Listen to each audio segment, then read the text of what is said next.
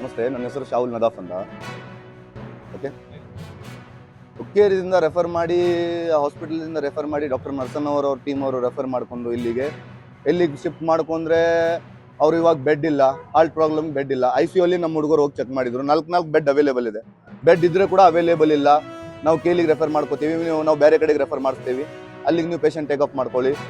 ಇಲ್ಲಿ 1 hour ಆದಿಂದ ಅವ್ರದ್ದೇನು treatment ಅನ್ನೋದು ಇದು ಇಲ್ಲ.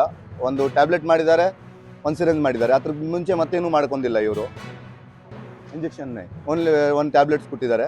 ಪೇಷಂಟ್ಗೆ ಅದು ಯಾವುದೇ ರೀತಿಯಿಂದ ಟ್ರೀಟ್ಮೆಂಟ್ ನೋಡ್ತಾ ಇಲ್ಲ. ಬೇರೆ ಪೇಷಂಟ್ ತ್ರಾಸ ಮಾಡ್ಕೊಂಡು ಆ ಪೇಷಂಟ್ ತ್ರಾಸ ಮಾಡ್ಕೋತಾ ಇದ್ರೆ ಇವಾಗ ನಾನು ಹಾಸ್ಪಿಟಲ್ ಇವ್ರು ಮಾತಾಡಿದ್ರೆ ನೀವು ಹೋಗಿ ಡೈರೆಕ್ಟರ್ ಮಾತಾಡ್ಕೊಳ್ಳಿ.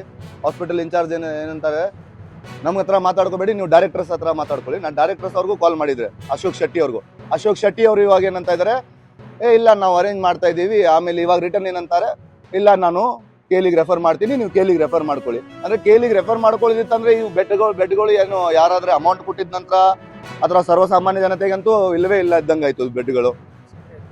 ಇವಾಗ ಸುಮಾರು 1:15 ಇಲ್ಲಿ ಹಾಸ್ಪಿಟಲ್ ಪೇಷಂಟ್ ಹಚ್ಚಿದೆ. ಸುಮಾರು 1.5 ತಾಸು ಆಯಿತು. 1.5 ಗಂಟೆಯಿಂದ ಬೆಡ್ ಅರೇಂಜ್ ಮಾಡಿಲ್ಲ. ಪೇಷಂಟ್ಗೆ ಯಾವುದೇ ರೀತಿಯ ಟ್ರೀಟ್ಮೆಂಟ್ ಕೊಡ್ತಾ ಇಲ್ಲ. ನಾರ್ಮಲ್ ಒಂದು ಟ್ಯಾಬ್ಲೆಟ್ಸ್ ಅನ್ನು ಕೊಟ್ಟಿದ್ದಾರೆ, ಆಂಟಿಬಯೋಟಿಕ್ ಕೊಟ್ಟಿದ್ದಾರೆ ಮಾತ್ರ. ಅದರಿಂದ ಇವತ್ತು ನಿಮ್ಗೆ ಯಾರು ಫೋನ್ ಹಚ್ಚಿ ಕರೆಸಿದಾರಲ್ರಿ? ಆಶಾ ವರ್ಷ ಆಶಾ ಕಾರ್ಯಕರ್ತ ಕರೆಸಿದ ದೋಸ್ ಹಾಕೋದೈತಿ ಇಬ್ಬರು ಅಂತ ಹೇಳ್ರಿ. ಹಾಂ ರೀ. ನಾನು ಹೋಗಿಲ್ಲ, ನಮ್ಮ ಹುಡುಗ ಹೋಗ್ತಾರೆ. ಹಾಂ ರೀ. ಅಷ್ಟೊಂದು ನನ್ನ ಮನಸ್ಸಿಗೆ ನೋವು ಮಾಡ್ಕೊಂಡು ಖರೆ ಅದು ಬಾಯಿಲೆಲ್ಲ ಕಡೆಗೆ ಎಡ್ಡ ಹಾಕ್ತಿ ಎಡ್ಡ ಇದು ಇಲ್ಲ 3 ಅದಾವ ಹೌದು. ಹಾಂ ರೀ. ಆ ಹುಡುಗ ನಾನು 3 ಹೆಂಗೆ ಇರ್ತಾರೆ ಅವ್ರು? 3 ವರ್ಷ ಐತೆ ಹೇಳೋದು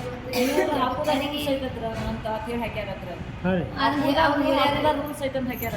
3 ಐತಂತ ರೂಲ್ಸ್ ಹಾಕ್ಯಾರಿ ಇನ್ನು ಸಾಕು ಬಿಡಂದಾರ. ಹಾಂ ರೀ. 3 ಹಾಕೋದು ರೂಲ್ಸ್ ಐತೈತೆ ಅವ್ರು ಹಾಕ್ಯಾರ. 3 ಹಾಕೋ ರೂಲ್ಸ್ ಐತಿ.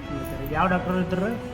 ನರ್ಸ್ ಐದೋಡ್ರಿಗೆ ಮೂಳೆ ಡಾಕ್ಟ್ರ ಮೂಳೆ ನರ್ಸ್ ಅದೇ ಬಾಲ್ವಡಿ ಬರಂಪುಡಿ ಬಾಲ್ವಡಿಯಾಗ ಬರ್ತಾರ. ಹಾಂ ಹಾಂ. ನಮ್ಮ ಮಗ ನಿಮ್ಮ ಹೆಸರೇನ್ರ? ಬಂಗಾರ ಊರ್ರ ಹನುಮಪುರ. ಇದು ಹುಡುಗನ ಬರಂಪುಡಿ. ಈ ಹುಡುಗನ ಬಂದ್ಬಿಡೈತಿ. ಆಯ್ತು ರೀ. ಅವ್ರವ್ರ ಆಗಿದ್ರಿ ನಾನು ಹೋಗಿನ ಮಮ್ಮಗೆ